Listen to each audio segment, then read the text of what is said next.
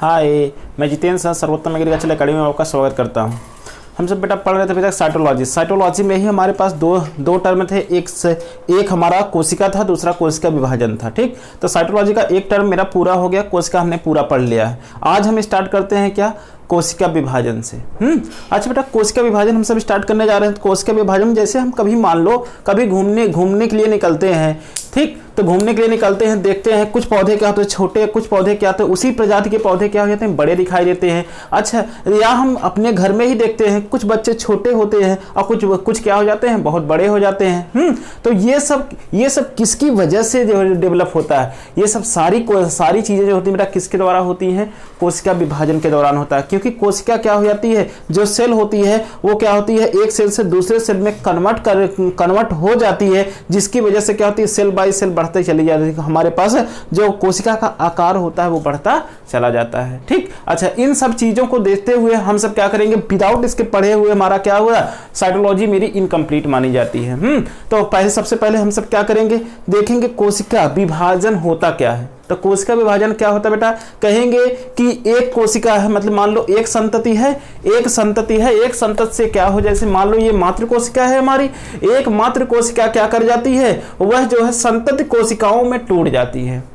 अगर एक मातृ कोशिका क्या करे, ये मातृ कोशिका है, ये क्या करे अपने संतति कोशिकाओं में टूट जाती है, बदल जाती है, तो उसी प्रोसेस को हम सब क्या बोलते हैं, कोशिका विभाजन कहते हैं। ठीक, अच्छा, अब ये नहीं है कि संतति कोशिका हमारी क्या हो जाए, या तो 2 बन सकती हैं या तो 4 बन सकती हैं। इसके आधार पर हम सब क्या करेंगे, कोशिका विभाजन के प्रकार भी देखेंगे।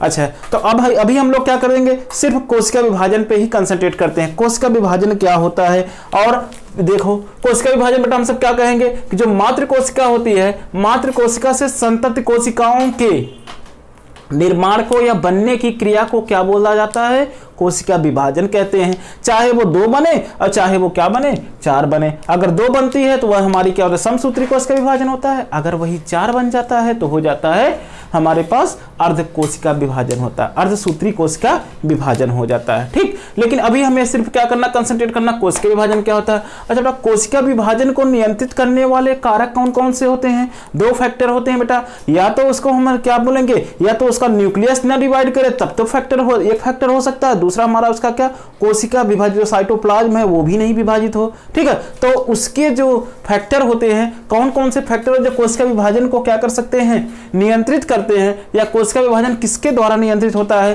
कैरियोप्लाज्मिक और इसके बाद क्या, साइटोप्लाज्मिक अनुपात द्वारा, कैरियोप्लाज्मिक या साइटोप्लाज्मिक अनुपात द्वारा। ठीक, अच्छा, कैरियोप्लाज्मिक क्या होता है बेटा, केंद्रक का डिवीजन जो होता है उसे हम क्या बोलते हैं, कैरियोप्लाज्मिक बोलते हैं। और साइटोप्लाज्मिक क्या होता है, जो हमारे पास साइटोप्लाज्म होता है, कोशिका के डिवीजन, कोशिका के साइटोप्लाज्म के सेल वॉल को, साइटोप्लाज्म को विभाजन की क्रिया को हम सब क्या बोलते हैं, साइटोप्लाज्मिक बोलते हैं। ठीक, इनको रेशियो को, अगर ये रेशियो हमारे क्या है, सही है, ठीक है, इन्हीं के दौरान हमारा कोशिका विभाजन होता है, नहीं तो कोशिका विभाजन नहीं होता। तो कोशिका विभाजन को नियंत्रित करने वाले कारक कौन कौन से होंगे, सिर्फ 2 होंगे, या तो कैरियोप्लाज्मिक हो जाएगा या साइटोप्लाज्मिक हो जाएगा। ठीक, या तो साइटोकाइनेसिस या तो हमारा कैरियोकाइनेसिस भी बोल सकते हैं। ओके, अच्छा, फिर इसके बाद बात करते हैं बेटा हम सब क्या, कोशिका चक्र पढ़ते हैं। कोशिका चक्र, अब इसको नाम रखते हैं सेल साइकिल। सेल साइकिल क्या होता है, सेल साइकिल क्या होता है, इस बात पे हम कंसंट्रेट करते हैं। तो देखते हैं बेटा, कहते हैं कि एक चक्र, कहते हैं ना कि जो हमारे पास कोशिका विभाजन होता है वो नियमित समय अंतराल पर चलता रहता है। कोशिका विभाजन का एक निश्चित समय अंतराल पर फिर से चलने की क्रिया को ही हम सब क्या बोलते हैं, सेल साइकिल बोलते हैं। ओके, अच्छा, तो सेल साइकिल हो जाएगा। सेल साइकिल में जो सेल साइकिल चलती है उसमें कितनी अवस्थाएं होती हैं, मात्र 2 अवस्थाएं होती हैं। ठीक, एक हमारा होता है इंटरफेज, दूसरा क्या होता है, यम फेज या माइटोसिस फेज बोलते हैं जिसे। ठीक, अच्छा, तो हम सब बात करेंगे बेटा इंटरफेज, 2 फेज होते हैं इसके, एक हमारा इंटरफेज और इसके बाद क्या हो जाएगा, यम फेज हो जाएंगे। ठीक, इंटरफेज और यम फेज। अच्छा, अब बात करते हैं हम सब क्या, इंटरफेज की बात करेंगे। विभाजन के अंतराल की प्रवस्था, मतलब जो रेस्टिंग स्टेट होती है उसी को हम सब क्या बोलते हैं, इंटरफेज भी बोलते हैं। और यम फेज, माइटोसिस फेज में क्या होता है, सिर्फ विभाजन होता है, ओके चलो अच्छा, इंटरफेज जो बेटा होता है उसी को हम लोग क्या बोलते हैं, रेस्टिंग फेज बोलते हैं। रेस्टिंग फेज इसलिए बोलते हैं क्योंकि कोशिका जो होती है इस अवस्था में खाती है, पीती है, मोटी होती है, डिवीजन के लिए तैयार होती है, और जो तैयार होती है, तैयार होने के बाद कहाँ जाएगी, यम फेज, तब उसका विभाजन होता है। ठीक, इसलिए पूरा जो हमारे कोशिका चक्र होता है उसको दो अवस्थाओं में बांटा जाता है। एक हमारा इंटरफेज, विभाजन के अंतराल अवस्था, विभाजन अंतराल अवस्था, दूसरा हमारा विभाजन की अवस्था प्रो इंटरफेज, और इसके बाद साथ साथ क्या, यम फेज या माइटोसिस फेज के नाम से जाना जाता है। ओके अच्छा, फिर इसके बाद हम सब चलेंगे बेटा कि जो हमारा रेस्टिंग फेज होता है, अच्छा इसी जो होते हैं हमारे जो इंटरफेज होता है उसी को हम सब रेस्टिंग फेज भी कहते हैं। रेस्टिंग फेज क्यों कहते हैं, क्योंकि इसमें कोशिका विभाजन नहीं होता, सिर्फ ये कोशिका विभाजन के लिए यहाँ पर कोशिकाएं तैयार होती हैं। ठीक, अच्छा अब इसके बाद बात करेंगे जो रेस्टिंग फेज होता है उसकी कितनी अवस्थाएं होती हैं। रेस्टिंग फेज में भी बेटा कितनी अवस्थाएं होती हैं, 3 अवस्थाएं होती हैं। रेस्टिंग फेज की कितनी अवस्थाएं होती हैं, 3 अवस्थाएं होती हैं। 3 अवस्थाओं में हम सब बात करते हैं क्या बेटा, कि एक हमारा जीवन होता है, यस होता है, G2 होता है। ठीक, अच्छा जो हमारे पास जीवन होता है इसको हम बोलते हैं क्या, गैप फर्स्ट। क्या बोलेंगे, गैप फर्स्ट बोलेंगे। और इस यस को क्या बोलते हैं, सिंथेसिस फेज बोलते हैं, संश्लेषित अवस्था बोलते हैं। और G2 को हम सब क्या बोलते हैं, गैप सेकंड बोलते हैं। गैप फर्स्ट, जीवन यस G2 हो गया। तो इंटरफेज की कितनी अवस्थाएं, 3 अवस्थाएं होती हैं। और इंटरफेज में हमारे पास जीवन आता है, यस आता है, G2 आता है। एक हमारा गैप फर्स्ट हो गया, सिंथेसिस फेज हो गया, गैप सेकंड हो गया। ठीक, इतनी बातें हमारी किस में आई, ये हमारे इंटरफेज में आई। अच्छा अब हम देख लेते हैं बेटा कि ये हमारा क्या है, कोशिका चक्र का फिगर है। ओके देखो कोशिका चक्र का हमारा क्या है, ये फिगर है कोशिका चक्र। इस फिगर को अच्छे से समझ लेते हैं बेटा। देखो अब हम सब बात करेंगे क्या, कोशिका चक्र। कोशिका चक्र में हम स्टार्ट करते कहाँ से, ये हमारा क्या है, इंटरफेज। मैक्सिमम पोर्शन जो होता है वो 90% जो होता है कोशिका विभाजन का, वो हमारा कौन सा होता है, इंटरफेज ही होता है। ठीक, अच्छा अब बात करते हैं बेटा जो इंटरफेज होता है, इंटरफेज की कितनी अवस्थाएं हैं हमारे पास, 3 अवस्थाएं हैं। एक हमारा क्या है, जीवन है, दूसरा G2 है, G2 और यस है, जीवन है, यस और उसके बाद G2 है। ठीक, अच्छा ये 100% कोशिका विभाजन है। ये टोटल हम किसको दिखा रहे हैं, 100% कोशिका विभाजन को दिखा रहे हैं। 100% कोशिका विभाजन में ये हमारा जीवन जो होता है वो 30 से 40% समय लेता है। और इसके बाद यस फेज जो होता है वो कितना लेता है, 30 से 50% समय लेता है। और G2 फेज जो होता है 10 से 20% समय आता है इसमें, ये इतना समय लेता है। इसके बाद कोशिका हमारी क्या कर जाती है, इसमें कूद जाती है, किसमें, यम फेज में। जब यम फेज में जाती है तो यम फेज की हमारे पास क्या होती हैं, 4 अवस्थाएं देखने को मिलती हैं। माइटोसिस फेज की हमारे पास कितनी अवस्थाएं मिलती हैं, 4 फेज देखने को मिलती हैं। यह 4 फेजों में डिवाइड हो जाता है। यह कितना समय लेता है, यम फेज जो होता है 5 से 10% ही समय सिर्फ लेता है। और इतने में ही कोशिका क्या कर जाती है, 2 कोशिकाओं में विभाजित हो जाती है। ओके अच्छा, तो ये हमारा प्रोफेज, मेटाफेज, एनाफेज, टीलोफेज। अब हम क्या करेंगे, एक एक करके इसको पढ़ेंगे, लेकिन इससे पहले हम सब ध्यान देते हैं क्या बेटा कि जीवन फेज क्या होता है, G2 क्या होता है और इसके बाद यस क्या होता है। इसके बारे में हम सब बात कर लेते हैं। अच्छा, तो ये हमारी इंटरफेज की अवस्थाएं थी। इंटरफेज में हमारे पास एक अवस्था आती है क्या, G0। इस अवस्था में क्या होती है, सिर्फ कोशिका क्या होगी, कोशिका एकदम रेस्ट स्टेज में पड़ी रहेगी। जीवन स्टेज में आएगी, जीवन स्टेज से फिर किस में जाएगी, यस में, यस से G2 में, G2 से फिर कहां पर कूद जाएगी, यम फेज में चली जाएगी। ठीक, अच्छा अब हम सब ध्यान रखेंगे बेटा जीवन में क्या होता है, यस में क्या होता है और इसके बाद G2 में क्या होता है। अच्छा अब हम सब क्या कर देते हैं, अब एक एक करके स्टेप बाय स्टेप पढ़ने की कोशिश करते हैं। अरे अब बेटा हम सब डिस्कस करते हैं जीवन, यस और G2 फेजेस क्या क्या होते हैं। ठीक, अच्छा जैसा कि हम इस चक्र में देख रहे हैं, ये हमारा कोशिका चक्र का फिगर है। तो कोशिका चक्र में जो हमारा जीवन है, जीवन बेटा कितना समय ले रहा है, 30 से 40% ले रहा है। ठीक, अच्छा और यहाँ पर क्या होता है, हमारे प्रोटीन तथा RNA का निर्माण होता है। सिर्फ इसमें क्या हो जाता है, कोशिका हमारी क्या होती है, रेस्टिंग स्टेज में जैसे क्या होती पड़ी रहती है। अब इसमें क्या हो जाता है, RNA तथा हमारा क्या होगा, प्रोटीन का निर्माण होगा। जब RNA तथा प्रोटीन का निर्माण होता है और साथ ही साथ क्या होते हैं, नाइट्रोजिनस बेस जो होते हैं, DNA के नाइट्रोजिनस बेस जो होते हैं उनका भी निर्माण होता है और उनका संग्रहण भी होता है। ओके, जब इतना हो जाता है, अब DNA के जो हमारे नाइट्रोजिनस बेस बन जाते हैं तो नेक्स्ट कोशिका हमारी क्या हो जाती है, चली जाती है किसमें, यस अवस्था अवस्था में आती है। जब यस अवस्था में आ जाती है ना, तो यस अवस्था जो होती है सबसे लंबी अवस्था बोली जाती है इंटरफेज की। क्यों? क्योंकि इसमें जो समय लगता है 30 से लेकर के कितना 50% का समय लगता है। अब इसमें क्या हो जाता है कि इसमें डीएनए तथा हिस्टोन प्रोटीन का निर्माण होता है और इसे संश्लेषित अवस्था भी कहते हैं। यस फेज का मतलब क्या होता है? सिंथेसिस फेज, संश्लेषण अवस्था, संश्लेषण अवस्था। अच्छा, इसे हम लोग क्या बोलते हैं बेटा? कोशिका विभाजन अवस्था से बोलेंगे। ये संश्लेषण अवस्था हो जाती है। अब संश्लेषण अवस्था में होता क्या क्या है देखो, इसे हम क्या बोलते हैं? डीएनए का संश्लेषण होता है, इसलिए इसे डीएनए सिंथेसिस फेज भी बोलते हैं। तो इसे क्या बोला जाए? पहली लाइन इसमें क्या हो जाता है हमारा? डीएनए सिंथेसिस फेज भी हो जाता है और डीएनए तथा हिस्टोन प्रोटीन का निर्माण भी हो जाता है। और डीएनए का जो अमाउंट होता है ना, वो क्या हो जाता है? जस्ट डबल हो जाता है। जैसे 2n हमने प्रारंभिक लिया था और ये क्या हो जाता है? 4n हो जाता है। लेकिन जो गुणसूत्रों की संख्या रहती है ना, कभी भी हमारे सेल डिवीजन में गुणसूत्रों की संख्या कभी वेरी नहीं करती है। ठीक, तो गुणसूत्रों की संख्या हमारी समान रहती है इस फेज में। अब हम सब चलते हैं कहां पर? G2 फेज में जानेंगे। अभी कोशिका हमारे विभाजन के लिए तैयार नहीं होगी। G2 फेज में क्या होता है? कोशिका क्या होती है? अब जो होते हैं विभाजित होना क्या होती है? कोशिका विभाजन के लिए तैयार हो जाती है। जब कोशिका विभाजन के लिए तैयार हो जाती है और आरएनए तथा हमारे क्या प्रोटीन का निर्माण इसमें हो जाता है। ठीक, और इसके बाद क्या होता है? नए हमारे क्या होते हैं? कुछ आरएनए प्रोटीन बन जाते हैं। अब जब कोशिका हमारी एकदम से तैयार हो जाती है, तैयार होने के बाद कहां पर पहुंच जाएगी? वो माइटोसिस फेज में चली जाएगी। ठीक है। अच्छा बेटा, ये तो हमारा डिफिकल्ट केस है। लाओ हम इसको क्या करते हैं? थोड़ा सिंपलाइज करते हैं। जैसे मान लो अब हम स्टार्ट करते हैं क्या? कोशिका विभाजन में पढ़ना है तो एक जीवन चक्र से स्टार्ट करते हैं। जैसे मान लो एक क्या हो गई? एक कोई कन्या है, कन्या का जन्म होता है। ठीक, अब कन्या का जन्म हुआ बेटा, जन्म होने के दौरान उसमें क्या होगा? उसके धीरे धीरे क्या हो जाएंगे? डीएनए आरएनए प्रोटीन बढ़ेगी। अब प्रोटीन का निर्माण होगा, निर्माण होने के बाद अब क्या हो जाएगा? उसके डीएनए की संख्या भी क्या होगी? बढ़ेगी। जब डीएनए की संख्या बढ़ेगी ना, तो बढ़ने के बाद होता क्या है कि उसके जो बॉडी का विकास होना शुरू हो जाता है। ठीक है। अब जब बॉडी का विकास हो गया, अब ये लेकर के क्या 16 साल तक ये चला। 16 साल के बाद ये अवस्था हमारी का G2 जाती है। G2 अवस्था में क्या हो जाता है? नए नए उसमें क्या हो जाते हैं? बॉडी का स्ट्रक्चर से नए नए आरएनए, नए नए प्रोटीन डेवलप स्टार्ट हो जाते हैं। अब यहाँ पर जो कन्या है वो शादी के योग्य हो गई है। अब यहाँ पर क्या होगा? अब इसको शादी, अब ये G2 फेज में पहुंच जाती है। G2 फेज में उसके लिए क्या होता है? शादी की अवस्था एकदम से क्लियर हो जाती है। अब यहां से इसको हम क्या करेंगे? इसकी शादी कर देंगे। शादी करने के बाद ये क्या करेगी? जाएगी शादी के दौरान यहां पर इसका रिप्रोडक्शन चलेगा। रिप्रोडक्शन के दौरान फिर से क्या करेगी?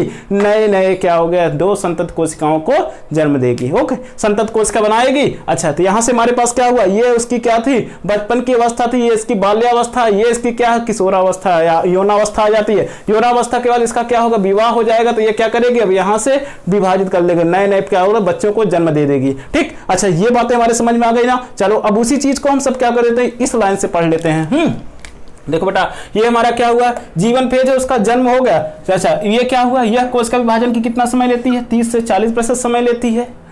और इसमें क्या होता है? आरएनए तथा प्रोटीन का संश्लेषण होता है। जब आरएनए तथा प्रोटीन का संश्लेषण होता है, उसकी बॉडी धीरे धीरे क्या हो जाती है? डेवलप करना शुरू हो जाती है। और साथ ही साथ क्या होते हैं हमारे? आरएनए, डीएनए तथा डीएनए के नाइट्रोजनस बेसों का संश्लेषण तथा संग्रह होता है। बहुत बड़ी लाइन बेटा। डीएनए के नाइट्रोजनस, डीएनए नहीं डेवलप होता है, डीएनए के नाइट्रोजनस बेस डेवलप होते हैं। जैसे नाइट्रोजनस बेस क्या होते हैं? हमने पहले ही पढ़ा रखा है। नाइट्रोजनस बेस क्या होते हैं? प्यूरिन तथा pyrimidine होते हैं। पप्पी एजी कट बेटा, हमने वहां पर इसका नाइट्रोजनस बेस रखने के लिए वहां पर ट्रिक दिया था। फिर इसके बाद चलेंगे, नाइट्रोजनस बेस का संश्लेषण होगा तथा उसका संग्रहण होगा। अब क्या होगा? बच्चा बाल्यावस्था से किस में चली जाएगी? वो इसमें देखो, ये हमारा क्या हो गया? अब आती है हम यस अवस्था में। यस अवस्था में चलेंगे, इसमें क्या होता है? डीएनए का संश्लेषण होता है। जब डीएनए का संश्लेषण हो गया तो वो कहां चली जाएगी? अब किशोरावस्था में धीरे धीरे जाना शुरू। बाल्यावस्था से किसमें भाग गई? किशोरावस्था, मतलब सिंथेसिस फेज में आ गई। और डीएनए तथा हिस्टोन प्रोटीन का संश्लेषण हो जाएगा। यह कोशिका विभाजन की कितना समय लेता है? सबसे ज्यादा समय लेता है। कितना? 30 से 50% लेता है। ठीक, ये पीरियड उसके लिए क्या होता है? इंपॉर्टेंट होता है। अब इसके बाद हम सब बात करेंगे, प्रत्येक गुणसूत्र में 2 क्रोमैटिड, जो प्रत्येक गुणसूत्र होता है वो क्या कर जाता है? क्रोमैटिड में टूट जाता है। क्रोमैटिड में क्या करेगा? टूट जाएगा। हमने बताया था बेटा, ये हमारे गुणसूत्र हो गए। गुणसूत्र में जो हमारे पास दोनों लगे हुए गुणसूत्र क्रोमोसोम होते हैं, उन्हें हम क्या बोलते हैं? क्रोमैटिड्स बोलते हैं। तब यहां से क्या हो जाता है? विभाजन हो जाता है। लो ठीक। अब यह क्या हो जाता है, जो हमारे पास प्रत्येक गुणसूत्र जो होता है वो 2 क्रोमैटिड में टूट जाता है, क्रोमैटिड में टूट गया। अब इसके बाद साथ ही साथ क्या होता है, डीएनए रेप्लिकेशन आपसे क्वेश्चन पूछा जाता है, वेरी इंपॉर्टेंट क्वेश्चन है बेटा।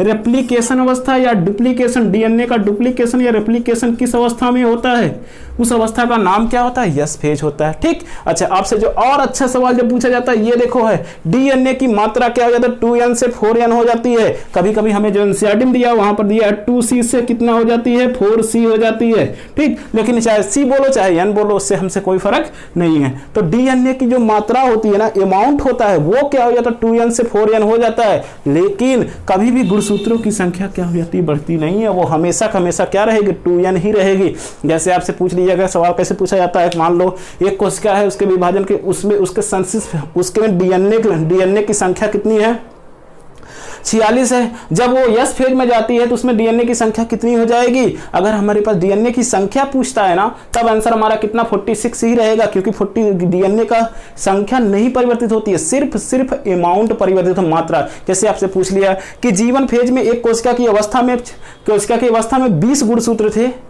ठीक। अच्छा, 20 गुणसूत्र थे। अब इसके बाद क्या हो जाएगा, उसमें बताना हमें डीएनए की मात्रा जो होते हैं यस फेज में कितनी हो जाएगी, 20 दुना कितना हो जाएगी, 40 हो जाएगी। ओके। तो हमारे मात्रा अगर पूछता है तो हम उसको दुगना कर देते हैं, लेकिन अगर गुणसूत्र की संख्या पूछता है तो वो हमारे सेम ही रहती है, कभी वो परिवर्तित नहीं होता है। ओके।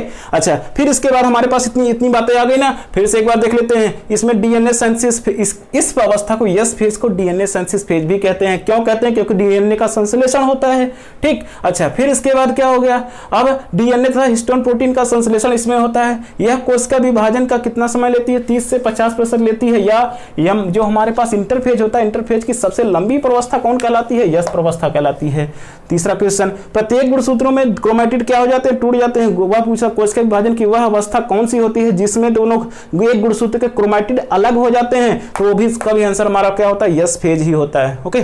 चलो, अब इसके बाद हम सब आते हैं कहां पर, डीएनए रेप्लिकेशन या डुप्लीकेशन अवस्था कौन कहलाती है, हमारी यस फेज ही कहलाती है। अब लास्ट क्वेश्चन, अब इसके बाद डीएनए की मात्रा कितनी हो जाती है, 2n से 4n हो जाएगी, और गुणसूत्रों की संख्या हमेशा क्या रहेगी, 2n ही बनी रहेगी, कभी भी परिवर्तित नहीं होगी।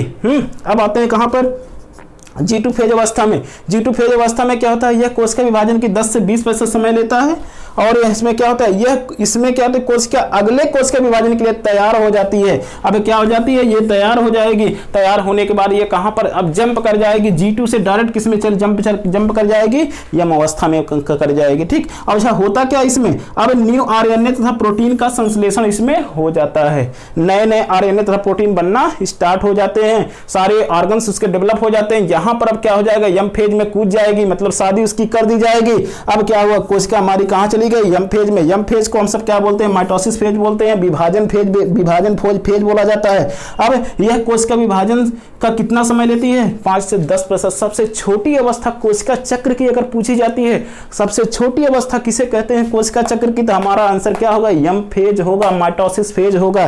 क्यों, क्योंकि यहां पर हमारे पास कितना समय ले रही, 5 से 10% ले रही है। ओके। अच्छा, जब इसमें चली जाती है, इसका शादी हो जाती है, तो मतलब वो कहती क्या है, पिया मिलन अब तो होगा। ठीक। अब हम सब कैसे याद करेंगे, देखिए यार, पिया मिलन अब तो होगा। पिया से क्या हो गया बेटा, प्रोफेज हो गया, दिखा रहा, प्रोफेज, मेटाफेज, एनाफेज और टीलोफेज। तो यम फेज की कितनी अवस्थाएं होती हैं, 4 होती हैं।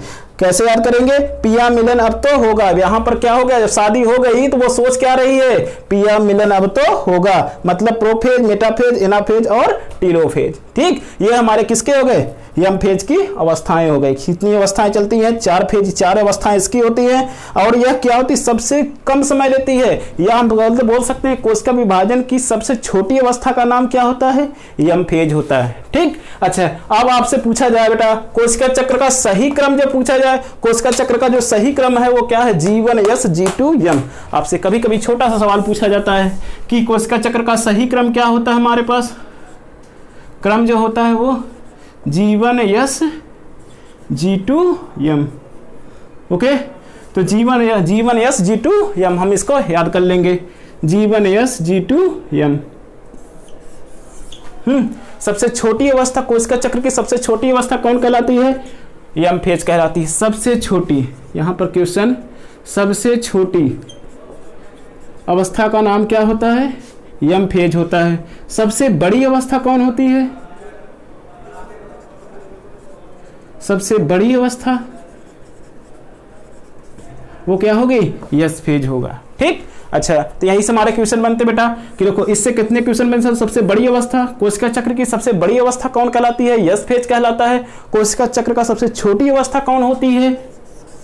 यम फेज होता है। ठीक, अच्छा, गुणसूत्रों की संख्या क्या हो जाती है? 2n से 4n। गुणसूत्रों की संख्या नहीं परिवर्तित होती है, यह गुणसूत्रों की मात्रा होती है। ठीक है, अच्छा, गुणसूत्रों क्रोमोसोम का मात्रा, अगर हम डीएनए की मात्रा पूछा जाए, 2n हो जाए, डुप्लीकेशन या डबल हो जाती किस अवस्था में? यस फेज में। डीएनए का डुप्लीकेशन या सेंसिस अवस्था किसे कहते हैं? यस फेज को बोलेंगे। ओके, अच्छा, फिर इसके बाद सिर्फ विभाजन अवस्था कौन होती है? अच्छा, कोशिका किस चक्र के दौरान यम फेज में जाती है? G2 के बाद किस में कूद जाती है? यम फेज में कुछ पूछ जाती है। ठीक, आपसे इतने ही सवाल पूछे जा सकते हैं बेटा। ठीक, ये हमारे कितना लेती है समय? 30 से 40%, ये 30 से 50% लेती है, और ये हमारा 10 से 20% लेती है, 5 से 10%। सबसे छोटी ये हुई, सबसे बड़ी हमारी ये हो गई। ठीक, अच्छा, किस अवस्था के दौरान ये किस में कूद जाती है? कोशिका विभाजन यम फेज में चली जाती है, G2 के दौरान। ठीक, अच्छा, कोशिका का रेस्टिंग फेज कौन कहलाता है हमारा? ये हमारा क्या कहलाता है? इंटरफेज कहलाता है। अच्छा, सबसे जो रेस्टिंग फेज अगर नहीं दिया गया है तो हम सब क्या मारेंगे? G0 फेज मारेंगे। ठीक, अच्छा, तो यहाँ फेज सबसे पहले G0 स्टार्ट होता है, देन इसके बाद हमारा क्या हो जाता है? G0 फेज वह फेज होता है, जैसे मान लो किसी कन्या का जन्म होना, तो वो कहां पर रहेगी? माँ के पेट में रहेगी ना, तो माँ के पेट में जब रहेगी तो उसे हम क्या बोलते हैं? G0 बोलते हैं। G0 से जन्म होगा तो जीवन बोलेंगे। अब उसकी क्या होगी? बाल्यावस्था से बाल्यावस्था आएगी, बाल्यावस्था से किशोरावस्था, किशोरावस्था से इसके क्या होगा? यौनावस्था के दौरान क्या हो जाएगी? यम फेज में पहुंच जाएगी, और वहां से जाकर के नए नए जो है संतति को निर्माण कर देगी। ये तो हमारा क्या था? कोशिका चक्र था। ओके, चलो अब नेक्स्ट टॉपिक पर चलते हैं हम सब। नेक्स्ट बेटा हम सब स्टार्ट करते हैं क्या? कोशिका विभाजन। कोशिका विभाजन के प्रकार। अच्छा, जो कोशिका विभाजित होती है वो कितने प्रकार से होती है? ऐसा नहीं है कि सारी क्या हो जाएंगे कोशिका विभाजन सभी एक समान होता है। सब में कोशिका विभाजन भी क्या होता है? भिन्न भिन्न प्रकार का होता है। हैं, तो कोशिका विभाजन जो होता है उसके प्रकार में हम सब क्या करेंगे? उसको देख लेंगे कितने प्रकार का होता है। तो कोशिका विभाजन के प्रकार, टाइप ऑफ सेल डिवीजन। तो समसूत्री कोशिका विभाजन, और दूसरा होता है हमारा क्या? अर्धसूत्री कोशिका विभाजन, असूत्री कोशिका विभाजन, और इसके बाद स्वतंत्र कोशिका फर्म निर्माण या स्वतंत्र कोशिका विभाजन, या इसी को हम क्या बोलेंगे? दूसरा पांचवा हमारा क्या है? मुकुलन। 5 प्रकार का कोशिका विभाजन होता है। एक हमारा होता है माइटोसिस, दूसरा होता है मियोसिस, तीसरा होता है एमाइटोसिस, चौथा होता है फ्री सेल फॉर्मेशन या फ्री सेल डिवीजन, और पांचवा हमारा क्या होता है? बडिंग होता है। ओके, तो 5 प्रकार का हमारा क्या होता है? कोशिका विभाजन देखने को पाया जाता है। पहला हमारा माइटोसिस हो गया, दूसरा हो गया मियोसिस, तीसरा हो गया एमाइटोसिस, चौथा होता है फ्री सेल फॉर्मेशन या डिवीजन, या हमारा क्या हो जाएगा? डिवीजन। इतना हो गया 4 प्रकार का, और हो गया क्या? 5वां। अब हम क्या करेंगे बेटा? एक एक करके स्टडी करेंगे कि सिर्फ ये हमारे माइटोसिस क्या होती है, मियोसिस क्या होती है, और इसके बाद जो होते हैं हमारा एमाइटोसिस क्या होता है, फ्री सेल फॉर्मेशन या डिवीजन क्या होता है, या हमारे पास बडिंग में क्या होता है, कैसे विभाजन होता है। तो ये सब हमारे क्या थे? कोशिका विभाजन के प्रकार थे। इतने प्रकार से कोशिकाएं हमारी क्या करती हैं? विभाजित होती हैं। एक पहला हमारा समसूत्री, दूसरा होता है असूत्री, तीसरा होता है हमारा क्या? असूत्री, चौथा होता है स्वतंत्र कोशिका विभाजन या स्वतंत्र कोशिका निर्माण, और 5वां हमारा होता है मुकुलन। 5 प्रकार का कोशिका विभाजन हमें देखने को मिला। अब इस 5 प्रकार के कोशिका विभाजन में होता क्या है बेटा कि माइटोसिस क्या होती है और मियोसिस क्या होती है। 2 बेसिकली हमारे लिए क्या इंपॉर्टेंट है, तो इन सब चीजों को हम सब क्या करेंगे? पढ़ लेंगे। अच्छा, एक एक करके स्टडी करेंगे। बस बेसिकली हम ये बात बताएंगे कि जो हमारे पास माइटोसिस होता है, माइटोसिस में हमारे क्या हो जाएंगे? माइटोसिस में 2 लगा हुआ है, तो इसलिए मात्र कोशिका से क्या बनती हैं? 2 संतति कोशिका बनेंगी, और इस कोशिका विभाजन को क्या बोलेंगे? समसूत्री कोशिका विभाजन बोलेंगे। ठीक, मियोसिस। ठीक, मियोसिस में क्या हो जाता है? एक संतति कोशिका से 4 संतति कोशिकाएं बनती है, इसलिए इसे हम सब क्या बोलते हैं? मियोसिस बोला जाता है। ठीक है, अर्धसूत्री कोशिका विभाजन बोला जाता है। अर्धसूत्री कोशिका विभाजन बोलने के पीछे मेरा रीजन क्या होता है, सिंपल सी बात है, उसमें गुणसूत्रों की संख्या आधी हो जाती है। प्रत्येक जो संतत कोशिका बनती है उसमें गुणसूत्रों की संख्या आधी हो जाती है, और जो हमारे अर्धसूत्री कोशिका विभाजन होता है उसमें आधी हो जाती है। समसूत्री कोशिका विभाजन में गुणसूत्रों की संख्या समान बनी रहती है, इसीलिए उन्हें हम क्या बोलते हैं, समसूत्री कोशिका विभाजन बोलते हैं, उसे हम क्या बोलते हैं, अर्धसूत्री कोशिका विभाजन बोला जाता है। ठीक, अच्छा, अब हम सब क्या, हमारी जो बेसिकली टॉपिक स्टार्ट होगी वो क्या होगी, समसूत्री कोशिका विभाजन, या हम लोग क्या पढ़ेंगे बेटा, माइटोसिस पढ़ेंगे। माइटोसिस क्या होती है, माइटोसिस में पढ़ेंगे। सबसे पहले तो हमारे पास क्या हो जाएगा, माइटोसिस जो होता है, माइटोसिस शब्द या माइटोसिस की खोज किसने किया था, डब्ल्यू फ्लेमिंग ने किया था। ये बेटा क्वेश्चन हमारे लिए इंपॉर्टेंट है, कई बार पूछा जा चुका है कि माइटोसिस की समसूत्री कोशिका विभाजन की खोज किसने किया था, वेंट फ्लेमिंग ने किया था 1882 में, 1882 ईस्वी में, ने 1882 ईस्वी में हमारे क्या समसूत्री कोशिका विभाजन की खोज किया था। अच्छा, समसूत्री कोशिका विभाजन कहां पर होता है, अच्छा, जो अगर एनिमल सेल होगा तो उसकी सोमैटिक सेल में होगा, सोमैटिक सेल में होगा। अगर हमारे प्लांट सेल है तो उसके क्या हो जाता है, वेजिटेटिव सेल में होता है, वेजिटेटिव सेल में होता है। अच्छा, देखो बेटा, अगर हमारे पास जो समसूत्री कोशिका विभाजन है वो कहां पर होता है, जंतुओं के दैहिक कोशिका या सोमैटिक सेल्स में होता है, और पादप के किस में हो जाए, कायिक कोशिका में होता है। अच्छा, सोमैटिक सेल्स क्या होता है, जो हमारे हाथ पैर, और इसके बाद क्या होता है, स्टमक, और इसके बाद जो भी हमारे बाहर से जो हमारे ऑर्गन्स दिख रहे हैं उनमें जो डिवीजन होता है उसे उस सेल को हम सब क्या बोलते हैं, सोमैटिक सेल्स बोलते हैं। जैसे हमारे पास हाथ में क्या हो जाता है, मोटा होता है, पतला होता है, तो ये सब हमारा क्या होता है, सोमैटिक में आएगा। माउथ में आएगा, पेट में आएगा, इसके बाद क्या हो जाएंगे, पैरों में आएगा। तो ये सब क्या होते हैं, हमारे सोमैटिक सेल्स होती हैं जिसमें ये विभाजन देखने को पाया जाता है। ठीक, अच्छा, सोमैटिक सेल्स हो जाएंगे। देन इसके बाद हमारे पादप हो जाएगा बेटा। पादप के कायिक कोशिकाओं में, कायिक कोशिका कौन कौन, कायिक पार्ट में देखने को, वेजिटेटिव पार्ट में देखने को मिलेगा। वेजिटेटिव पार्ट कौन कौन होते हैं, रूट होता है, स्टेम होता है, लीफ होता है। रूट, स्टेम, लीफ में क्या होगा, हमारे पास वेजिटेटिव पार्ट होते हैं इसके। ठीक, तो वहां पर देखने को मिलेगा। देखो, देख लिया भी एग्जांपल के तौर पर, जड़ हो गया, तना हो गया, पत्ती हो गया, रूट, स्टेम और लीफ। और रूट, स्टेम, लीफ में के शीर्ष भागों में क्या होता है, ये हमारे समसूत्री कोशिका विभाजन चलता है। इतनी चीजें हमारे क्या हो गई, मिलेंगी। ठीक, तो अगर एनिमल होगा तो उसके दैहिक कोशिका में होगा, अगर हमारे पास प्लांट होगा तो उसके कायिक कोशिकाओं में देखने को पाया जाएगा। तो एनिमल के सोमैटिक सेल्स में और प्लांट के वेजिटेटिव पार्ट में क्या होगा, हमारा समसूत्री कोशिका विभाजन पाया जाता है। ठीक, अच्छा, जब समसूत्री कोशिका विभाजन शुरू होने से पहले की अवस्था क्या कहलाती है, हमारी इंटरफेज अवस्था। हमने बताया ना, माइटोसिस फेज बताया था। माइटोसिस फेज में जो हमारे कोशिका चक्र था, कोशिका चक्र में पहले हमारे क्या चला था, इंटरफेज चला था। इंटरफेज के बाद क्या आया था, हमारा यम फेज आया था। ओके, तो यहां पे हम उसकी बात कर लेंगे कि अच्छा, समसूत्री विभाजन से शुरू होने से पहले की अवस्था क्या कहलाएगी बेटा, इंटरफेज कहलाएगी। क्या कहलाएगी, इंटरफेज कहलाएगी। इंटरफेज मतलब क्या होता है बेटा, विभाजन अंतराल अवस्था। अभी तो इसको हम पढ़ चुके ना, इंटरफेज की जो फेजेस थी वो हमारे पास कितनी थी, 3 फेजेस थी ना, G1, S, G2, ठीक ना, इतना। इसके बाद हमारा क्या आया था, यम, इसके बाद माइटोसिस फेज आया था हमारा। ओके, चलो, अच्छा, तो यहां से क्या होगा, इसके हमारे पास अवस्थाएं होती है, रेस्टिंग फेज भी बोला जाता है। अब आगे चलते हैं हम सब कहां पर, जीवन कोशिका से। जीवन कोशिका में जो होते हैं, जो हमारे माइटोसिस सेल होती है, माइटोसिस डिवीजन में होता क्या है कि एक संतत कोशिका होगी। एक संतत कोशिका से हमारे पास देखो बेटा, एक संतत कोशिका मान लो ये कोशिका है, ये विभाजित हो जाएगी, तो इससे बनकर के कितने, 2 हमारे डॉटर सेल्स आ जाएंगी।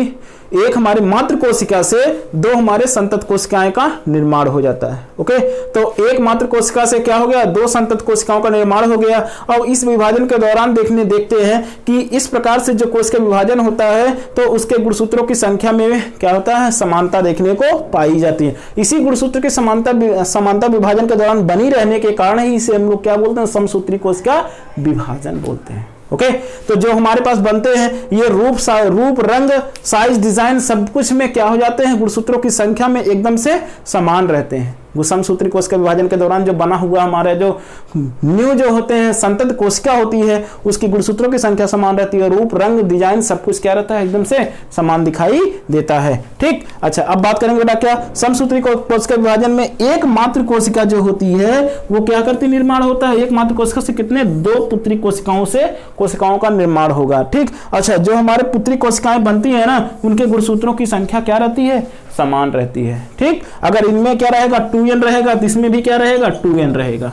ठीक, अगर इनमें गुणसूत्रों की संख्या हमारी 10 है तो इसमें भी कितनी रहेगी 10 रहेगी, इसमें 50 है तो इसमें कितनी रहेगी 50 रहेगी। ओके, गुणसूत्र क्या रहेंगे, गुणसूत्रों की संख्या हमेशा क्या रहती है समान रहती है। इसी से गुणसूत्रों की समानता के कारण इसे हम क्या बोलते हैं समसूत्री कोशिका विभाजन बोला जाता है। ओके, अच्छा अब हम सब बात करेंगे बेटा क्या समसूत्री कोशिका विभाजन के भाग, समसूत्री कोशिका विभाजन के भाग पढ़ेंगे। ठीक, समसूत्री कोशिका विभाजन के जब भाग पढ़ेंगे तो समसूत्री कोशिका विभाजन के भाग में कितने भाग होते हैं 2 भाग हमारे होते हैं इसके, एक होता है साइटोकाइनेसिस, एक हमारा क्या होता है कैरियोकाइनेसिस, एक होता है हमारा कैरियोकाइनेसिस, दूसरा क्या होता है साइटोकाइनेसिस होता है। अच्छा कैरियोकाइनेसिस क्या होता है साइटोकाइनेसिस क्या होता है ये बात कर लेते हैं बेटा। सबसे पहले जो हमारे पास जो माइटोसिस फेज का चलता है वो कैरियोकाइनेसिस चलता है, देन हमारा क्या चलता है साइटोकाइनेसिस चलता है। अच्छा तो कैरियोकाइनेसिस में क्या हो जाए कि केंद्रक का विभाजन को हम सब क्या अगर केंद्रक विभाजित होता है केंद्रक के विभाजन को क्या बोला जाता है कैरियोकाइनेसिस होना जाता है,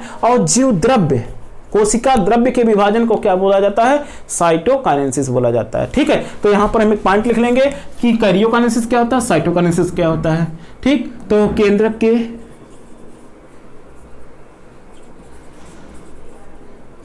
के विभाजन को केंद्रक के विभाजन को क्या बोलेंगे कैरियोकाइनेसिस बोलेंगे। अब इसके बाद हम सब बात करेंगे क्या कि साइटोकाइनेसिस क्या होता है कोशिका द्रव्य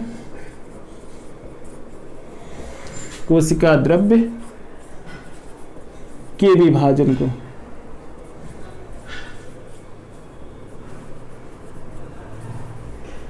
कोशिका द्रव्य के विभाजन को क्या बोलेंगे साइटोकाइनेसिस बोलेंगे। जैसे मान लेते हैं बेटा क्या है ये कैरियोकाइनेसिस और क्या है साइटोकाइनेसिस, इस बात को थोड़ा सा देखते हैं। देखो ये हमारे क्या हो गया इतना भाग हो गया, ये हमारी कोई सेल है, सेल में 2 भाग होते हैं। इधर वाला क्या हो गया साइटोप्लाज्म हो गया, और इधर वाला क्या हो गया हमारा न्यूक्लियोप्लाज्म हो गया। अभी इतना हम पढ़ चुके हैं। ये न्यूक्लियोप्लाज्म, न्यूक्लियोप्लाज्म में क्या होगा केंद्रक पाया जाएगा, केंद्रक हो गया, और ये क्या है हमारा साइटोप्लाज्म है। ठीक, अच्छा तीसरे हमारा क्या होगा कोशाद्रव्य पाया जाएगा या च्युद्रव्य पाया जाएगा। तो जो हमारे पास क्या होता है केंद्रक होता है, अगर केंद्रक है ना ये केंद्रक ऐसे रहता है और इसमें क्या रहते हैं। ठीक, अगर हमारे पास क्या होगा इसका डिवीजन होगा, अगर केंद्रक का डिवीजन होगा तो इसे हम लोग क्या बोलेंगे कैरियोकाइनेसिस।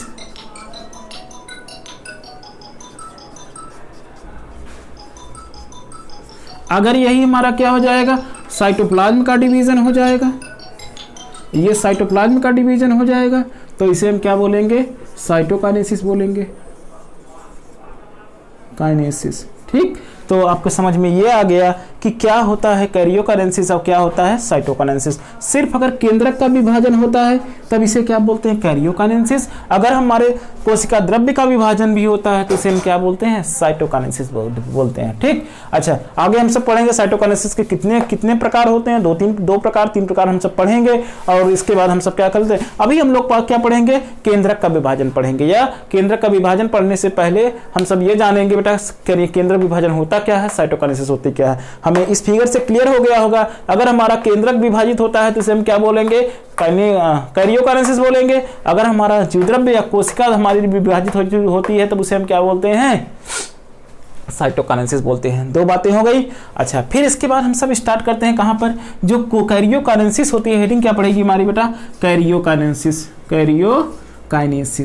कैरियोकाइनेसिस क्या होती है ये देख लेते हैं। कैरियोकाइनेसिस में केंद्रक का विभाजन होगा, ये तो बात सत्य है। और जो कैरियोकाइनेसिस होती है इसमें केंद्रक का विभाजन जो चलता है ना वो कितनी अवस्थाओं में चलता है, ये हमारे किस में चलेगा विभिन्न, ये 4 अवस्थाओं में चलता है। कितनी अवस्थाओं में 4 स्टेज में चलता है। 4 स्टेज में चलने का मतलब क्या है बेटा, इसमें 4 स्टेज का नाम क्या है, एक हमारा प्रोफेज, मेटाफेज, इनोफेज, टीलोफेज। ठीक, प्रोफेज, मेटाफेज, एनाफेज और टीलोफेज। प्रोफेज को हिंदी में बोलते हैं पूर्वावस्था, मेटाफेज को मध्यावस्था और एनाफेज को पश्चावस्था और टीलोफेज को अंत्यावस्था बोला जाता है। प्रोफेज को पूर्वावस्था, मेटाफेज को मध्यावस्था और एनाफेज को पश्चावस्था, टीलोफेज को अंत्यावस्था बोला जाता है। ठीक, अच्छा, तो ये हमारे क्या थे, कैरियोकाइनेसिस के भाग थे। कितने भाग हैं, 4 भाग हैं, प्रोफेज, मेटाफेज, एनाफेज, टीलोफेज। ठीक, इतना हो गया। अब बेटा हम सब क्या करेंगे, वीडियो मेरी ज्यादा बड़ी हो रही है इसलिए हम यहीं पर इसको आज स्टॉप करते हैं। कल हम सब पढ़ेंगे क्या प्रोफेज क्या होता है, मेटाफेज क्या होता है, एनाफेज क्या होता है, टीलोफेज क्या होता है और इसकी प्रॉपर्टी क्या होती है। इसके बाद साइटोकाइनेसिस पढ़ेंगे। इतनी की टॉपिक हमारी नेक्स्ट टॉपिक बनेगा, नेक्स्ट वीडियो बनेगा। आप लोग मेरा वीडियो को देखो, ज्यादा से ज्यादा इसको लाइक करो, शेयर करो। ठीक, जितना ज्यादा शेयर करोगे उतना ज्यादा क्या होगा, आपके दोस्तों को, आपके मित्रों को लाभ होगा। ठीक, तो आपको करना क्या है, वीडियो को देखना है, वॉच करो, कंटिन्यू हमारे साथ बने रहो। जितना भी हो सकता है, जितनी भी पॉसिबिलिटी हो सकती, जितने भी पॉसिबिलिटी है, इतने कम समय में आपको अच्छा से अच्छा मटेरियल प्रोवाइड करने की कोशिश करेंगे। आपका कोई भी क्वेश्चन गलत नहीं होगा, इस चीज की हम क्या करेंगे, यहाँ पर गारंटी लेने की कोशिश करेंगे। ओके, तो आप लोग क्या करो बेटा, वीडियो को देखो और इसको लाइक करो, अपने दोस्तों को शेयर भी करो। ठीक, थैंक यू, धन्यवाद। 35 मिनट का